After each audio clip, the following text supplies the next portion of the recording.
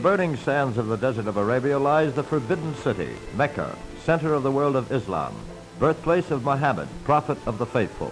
For 14 centuries, symbol of salvation for every true believer.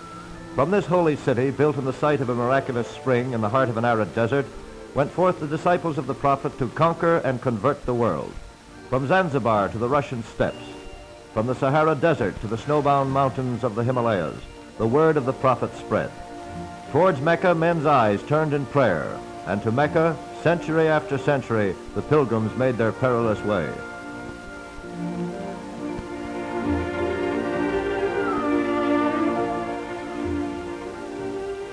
From the palm-fringed coast of Morocco, lapped by the blue waters of the Mediterranean.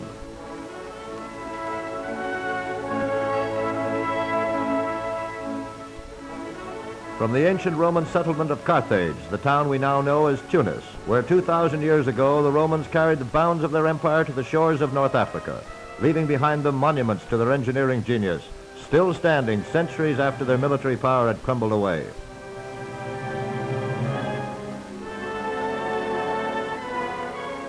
From Damascus, where St. Paul recovered his sight and went to seek Peter in the street called Straight.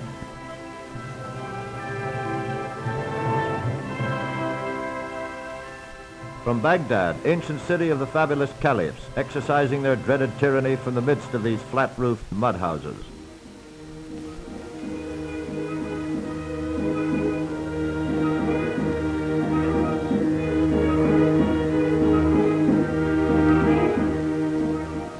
From the country of the Sudanese, where almost in living memory fanatical dervishes fought their religious wars. Here the camel trains still pass along the old caravan routes, used since time immemorial. And with the camel trains go the pilgrims, plodding steadily along the long road that leads to Mecca.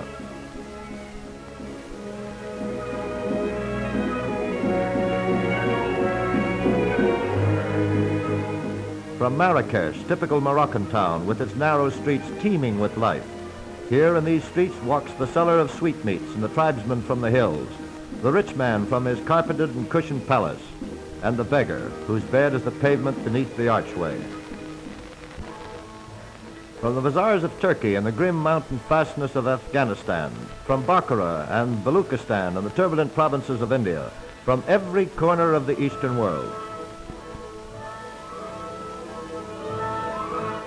Here are the people whose one ambition it is to make the pilgrimage to the birthplace of the prophet and achieve salvation. Here, with his pictures, the storyteller still carries on his ancient trade. Here in the marketplaces, amidst the dust, the heat, and the flies, the ancient process of bargaining goes on just as it always has. In these marketplaces lives the spirit of Muhammad, amidst the wicker baskets of cakes and the trays of sweetmeats. Here men's habits do not change much. The railway may come, but in the market square little is changed in 2,000 years.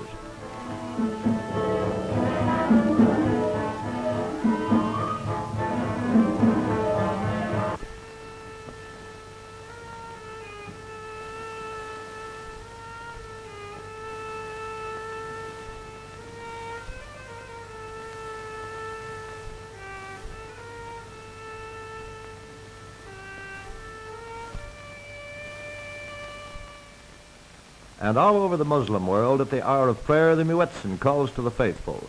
300 million Mohammedans turn towards the holy city. Wherever he may be and whatever he may be doing, every true believer stops for prayer. Out in the baking sunlight or in the privacy of his own courtyard, in the lengthening shadows of the narrow streets or in the dim light of the mosque, each true believer prays that his turn will soon come to make his pilgrimage and lay his forehead on the sacred stone of the great mosque of Mecca.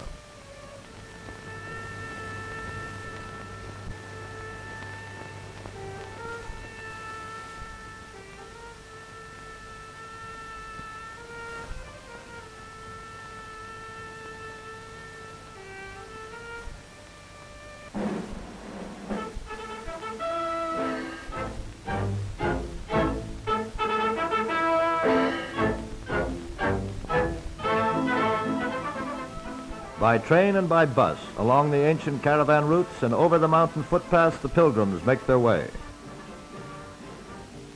And at all the seaports of the Muslim world is hoisted the green standard of the Prophet, as thousands of pilgrims board the ships that will carry them to the Holy Land.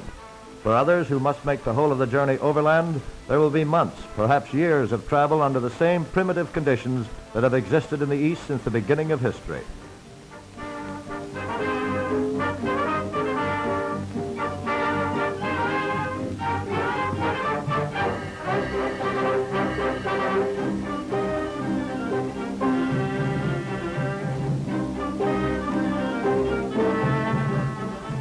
But for those who can afford to buy their few feet of deck on one of these pilgrim ships, the arduous part of the journey is almost over.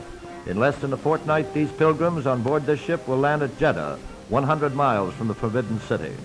Before the pilgrim ships began, that journey might have taken years of arduous travel through the inhospitable desert tracts of North Africa.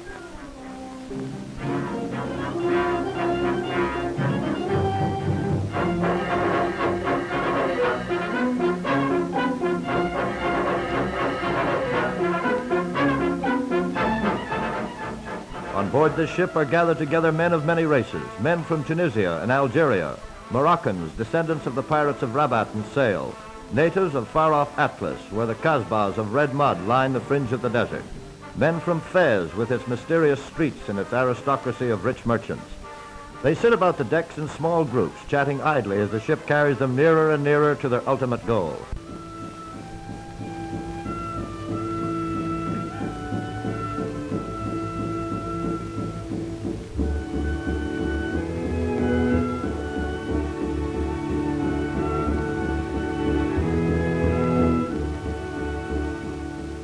Time passes quickly as the ship plows its way steadily through the Mediterranean. As the ship rolls and dips, the pilgrims gradually become accustomed to the routine of life on board. For a few days, living becomes a simple matter of eating, sleeping, and making conversation. For the time being, the trouble and toil of ordinary life is left behind. Those pilgrims who are blessed with a fair share of this world's goods make themselves comfortable in the lounges. The rest find what comfort and shade they can out on the decks. But few of them have much thought for anything but the end of their journey, the journey for which they have waited ever since childhood was left behind. What is this strange fascination that Mecca holds over the followers of the Prophet? This fascination that dominates their entire lives. Here on board this ship, it seems so easy, strolling gently along the deck or sitting quietly in the shadows. Yet for centuries, Mohammedans have been prepared to make almost any sacrifice, to give up their possessions, their families, even their lives to make this journey.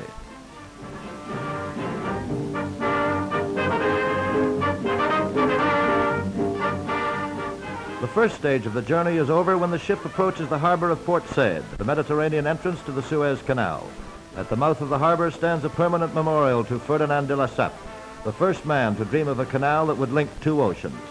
But as they pass the statue of this great Frenchman, few of the pilgrims realize that it was he who made their journey by sea possible. That if it were not for him and his 20 years of tremendous struggle with all the forces of man and nature, their feet might at this moment be wearily treading the burning sands of the western desert. No sooner is the anchor dropped than the ship is surrounded by a horde of little boats. They gather like flies round a jar of honey, the water tradesmen of the East. Dates from the rich delta of the Nile, the oranges and the citrons of Lebanon, sweet ragu and all the delicacies of Syria. Here they all are, for those who have money to buy them. Up onto the deck they are hauled in these baskets, providing, of course, that ready cash has gone down first. But whatever may be the temptations of the land of Egypt, there is no time to lose. Once water and provisions are taken on board, the last stage of the journey to the country of the Prophet begins. The ship moves off into the entrance to the Suez Canal.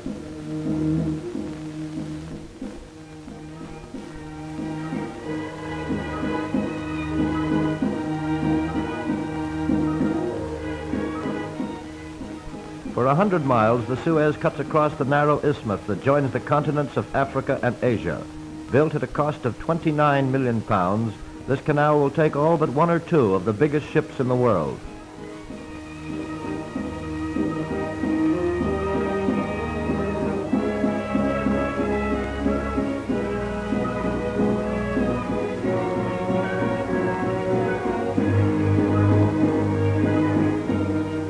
Only one ship can move along the canal at a time. When two ships have to pass, they must pass in special lengths of the canal where the water is wide enough. Or, if the vessels are small, one draws into the bank and stops whilst the other passes on its way. But there are no halts for this ship with its cargo of pilgrims. Hour after hour, the ship makes its way slowly between the banks. Slowly, so that the wash should not be strong enough to damage the banks of sand, making them crumble into the narrow water. The canal cuts its way through mile after mile of shifting sand dunes and rocky reefs. Mile after mile of arid, stony desert trodden in the past by the feet of countless pilgrims.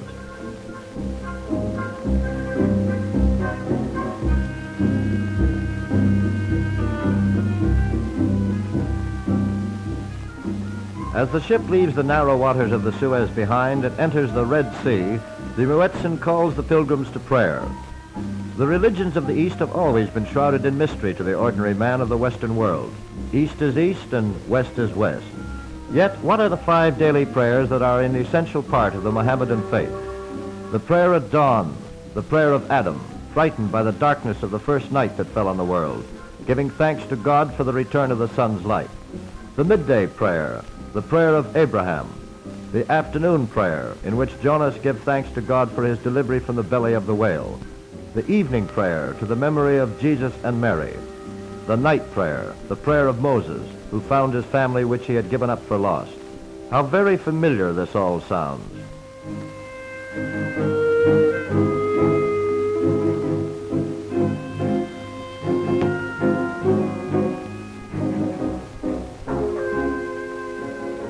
The ship draws ever nearer the shores of the Holy Land. Prayers and litanies are repeated with ever-increasing fervor. The excitement of the pilgrims mounts. Ritual invocations, sacred songs which mark the last stages of the journey to Mecca are repeated unceasingly. Now every minute is felt to bring the Holy Land ever nearer. As the ship cleaves its way steadily through the torrid waters of the Red Sea, the religious ecstasy of the pilgrims increases with every passing moment.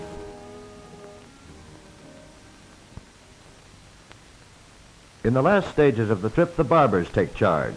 For 10 days, the pilgrims will go bareheaded, shaving neither hair nor beard until the ceremonies of the pilgrimage are over.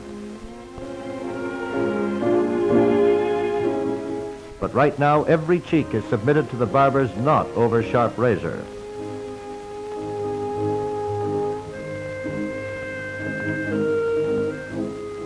Last ablutions are made, and everything is ready for the moment of landing.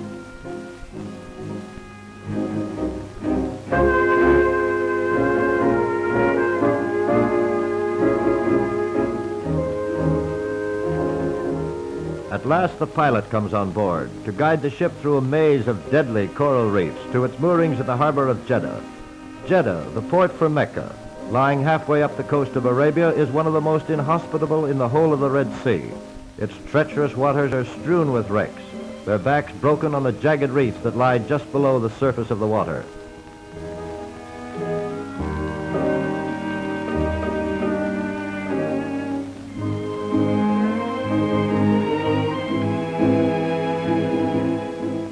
No casualties of the war, these wrecks, but vessels that made just one false move.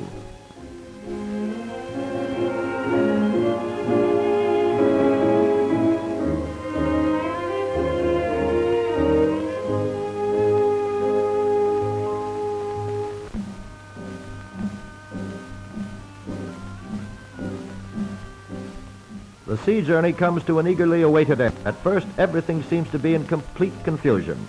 But gradually, order comes out of chaos.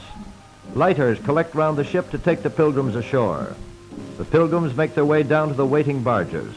The ship empties.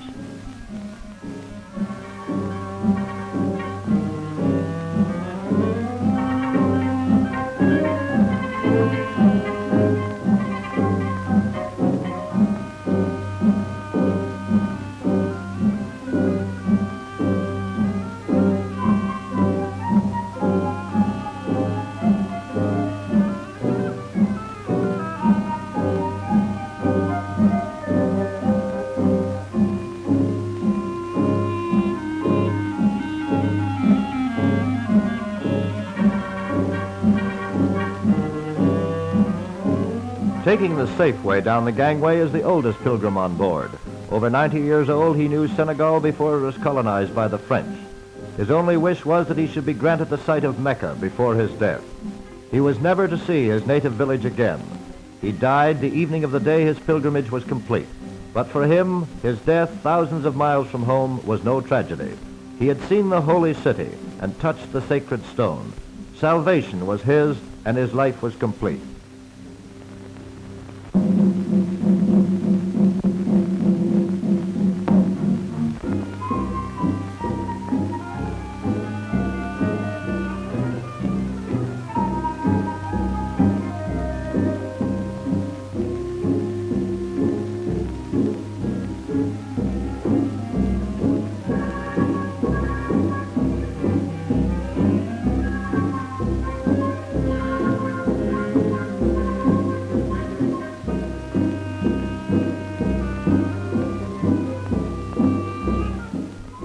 So the pilgrims set foot for the first time on the hallowed ground of the Holy Land.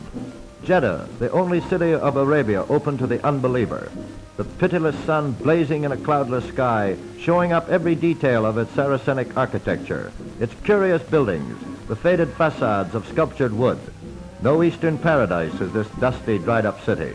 In 18 months, only 1 hour's rain has fallen. Both food and water are permanently rationed. Everything must come by sea.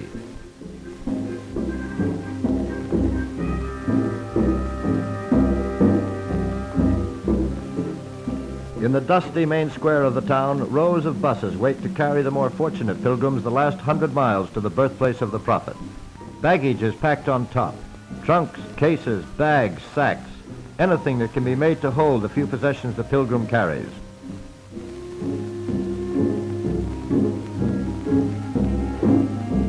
The buses are cram full, and after holdups that must seem unendurable to the waiting pilgrims, they begin to move off one by one.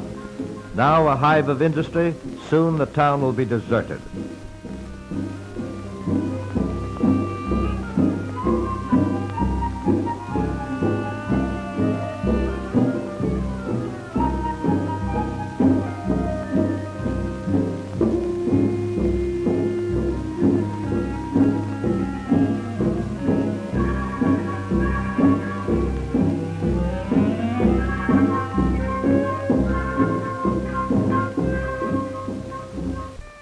As the last bus bumps its way over the stony road towards Mecca, the port is left empty. The men have followed the pilgrims. The town is left to the shrill cries of the children. Only the old men are left to sit quietly in the shadows. The women scurry timidly along the deserted streets.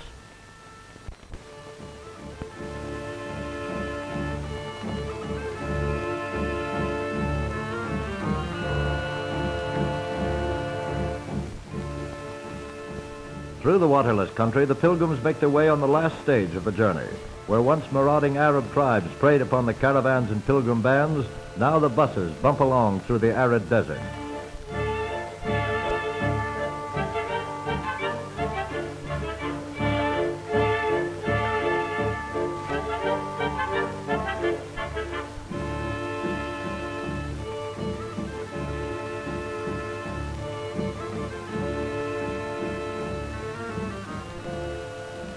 But even today, the vast majority of pilgrims travel by camel or by foot. Paradise, they believe, should not be gained too easily. The more arduous the journey, the more certain is salvation. So, even today, most pilgrims still prefer the more traditional ways of travel. The sun beats down mercilessly from the blue enamel sky onto the dusty, stony ground. But the pilgrim has no thought for discomforts and difficulties. His eyes are fixed on the horizon, where soon he will see the rooftops of Mecca. Some pilgrims have spent as long as 50 years making this journey from some distant spot, working on the way to get the bare necessities of life. But now the end is in sight.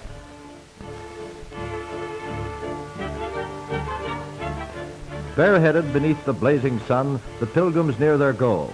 By coach, by camel, by donkey, and by foot. Every step a step nearer the fulfillment of a lifetime's dream. Past the ancient slave market of Man, the never-ending stream of pilgrims makes its way. They press onwards, anxious only to reach Mecca as soon as humanly possible. Only exhaustion will make them pause for rest now.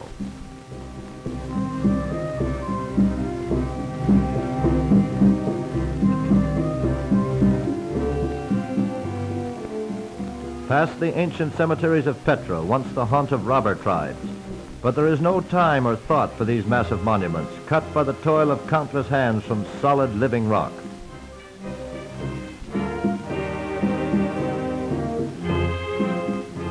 Mecca is too near now for rest.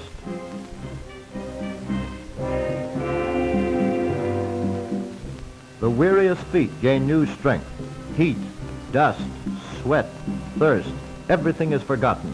They go on, through the dusty sand, over the stony ground, through the rocky defiles.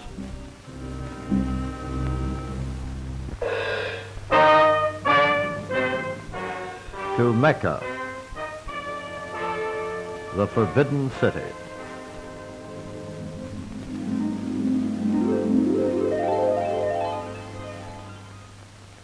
Muslim law decrees that no infidel may set foot in this forbidden city. Yet the gates of Mecca have no guard. Muslims believe unshakably that Muhammad would penetrate the most elaborate of disguises, and the unbeliever would fall dead as he entered the gates. Few Europeans have in fact ever set eyes on the tall houses of the birthplace of the Prophet of Islam. Modern progress has brought a radio station to Mecca now, but even the European radio technicians who operate it must work by remote control from outside the walls of the city. This is the first occasion on which a motion picture camera has ever been inside the gates of Mecca.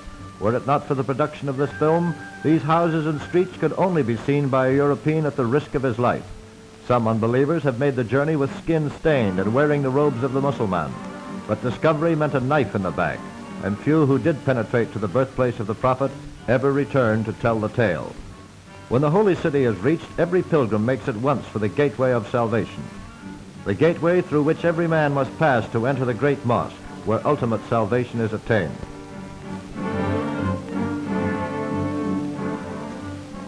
Here in this square, the final ceremonies take place. Around the Kaaba, the great square of stone covered with its sacred black carpet. This is the site for which every Mohammedan will give up years of his life to an arduous, even perilous pilgrimage. Here in this immense court, enclosed by 4 rows of pillars dominated by 7 minarets, the black stone of Mecca lies, symbol of the dreams of 300 million human beings. It is to see this holy place that the Mohammedan will make any sacrifice. It is for this that wives, families, possessions have all been left behind. This is the end of a pilgrimage lasting sometimes for years. Few of these men have made the easy journey by sea. Most have traveled the hard way, often from the far corners of the continents of Asia or Africa, sometimes with the camel trains, often by foot. Many have crossed the world's most pitiless deserts, the Sahara or the Gobi. Many have trodden the perpetual snows of the mountain passes of the Himalayas, and unceasingly the thoughts of each one of them have been fixed on this holy place.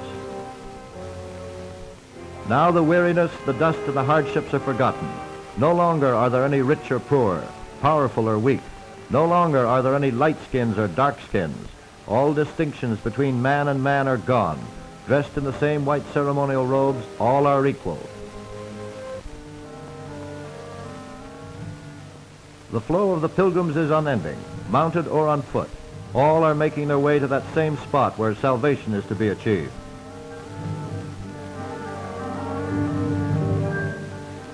Reciting a special prayer as he goes, each pilgrim must make 7 circuits of the black stone.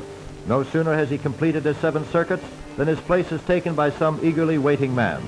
As the days of the festival pass, the frenzied mass of pilgrims grows larger and larger. The religious ecstasy increases with each passing hour. The press around the sacred stone grows thicker and thicker.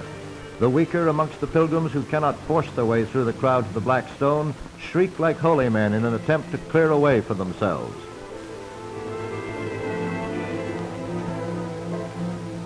Still the pilgrims come, men of every age and race and color, men from every corner of the old world. By what arduous path they have made their way, Allah alone can tell.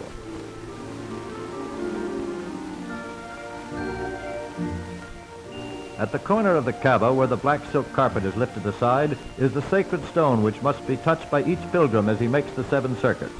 This is not the only ceremony, of course. The pilgrims must also make the journey out to the stony slopes of Mount Arafat, 13 miles away in the waterless desert. But it is here that the final day of sacrifice is celebrated. It is for this that all the hardship and suffering has been endured. And now the pilgrimage has ended. His dream realized, the pilgrim can start the long journey home.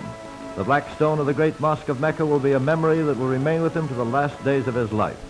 Now he is absolved of his sins and assured of his place in paradise, where all men are happy, where there is always food and no man is hungry, where there is always water and no man is thirsty.